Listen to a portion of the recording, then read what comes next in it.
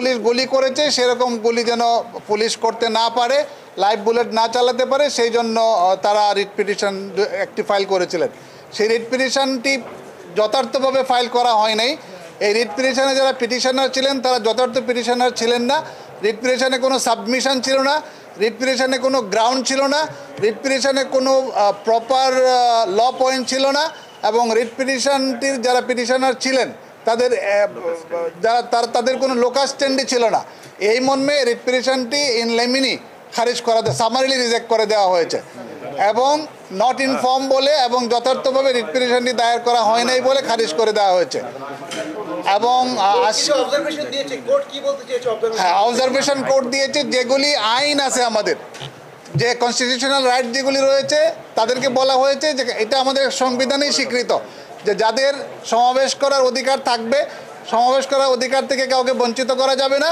আর police যখন তার পাওয়ার exercise করবে তখন সিআরপিসি এবং পিআরবিতে এবং সংবিধানে পুলিশকে যে পাওয়ার দেওয়া আছে সেই পাওয়ারটা পুলিশ এক্সারসাইজ করতে পারবে, বাট সংবিধান, আইন এবং বিধি সাপেক্ষে। এবং আমাদের সাবমিশন ছিল যে পুলিশ যে কাজগুলি করে যাচ্ছে এখন পরিস্থিতি সাপেক্ষে আইন এবং প্রসিডিউর মান্য করেই পুলিশ তার পাওয়ার এক্সারসাইজ করে যাচ্ছে, এবং আদালত এই সংক্রান্ত একটি নির্দেশনা দিয়েছেন যে পুলিশ সব আইন কানুন মেনে তার পাওয়ার এক্সারসাইজ করতে পারবে, এই বলে এই রিট পিটিশনটি খারিজ করে দিয়েছে।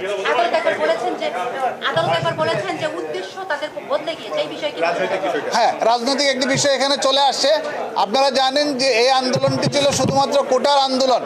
এই কোটার আন্দোলনটি থেকে এই আন্দোলনটি ছিল অরাজনৈতিক আন্দোলন তাদের ভাষ্য মতে, কিন্তু গতকালকে এই আন্দোলনটি পূর্ণাঙ্গ রাজনৈতিক রূপ লাভ করেছে।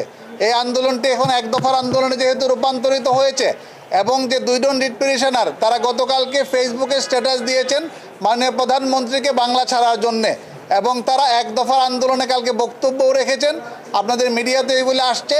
তারা চান যে এক দফার আন্দোলনে মাননীয় প্রধানমন্ত্রীর পদত্যাগ এবং তত্ত্বাবধায়ক সরকার বা কি একটা জাতীয় সরকার গঠন করার জন্য তারা প্রস্তাব দিয়েছেন। এবং সেই জাতীয় সরকারে একজন পিটিশনার তিনি বক্তব্য রেখেছেন যে তারাই সরকার কীরকম হবে সেটা ফর্ম করে দিবেন। এবং সেখানে আমাদের এখানে যে একজন আইনজীবী রয়েছেন ব্যারিস্টার সারা হোসেন রয়েছে, আমরা ফেসবুকে যেরকম পেয়েছি, উনিও সেই উপদেষ্টাদের একজন থাকবেন সেই সরকারের। সুতরাং এই সব মিলিয়ে এই রিট পিটিশনটি politically motivated, not in clean hand এবং পারপাসলি ডান। একটি রাজনৈতিক উদ্দেশ্য চরিতার্থ করার জন্য, একটি রাজনৈতিক উদ্দেশ্য হাসিল করার জন্য, আদালতকে ব্যবহার করার জন্য এই রিট পিটিশনটি দায়ের করা হয়েছিল। সুতরাং রিট পিটিশনটি পলিটিক্যালি মোটিভেটেড হিসাবে খারিজ করে দেওয়া হয়েছে।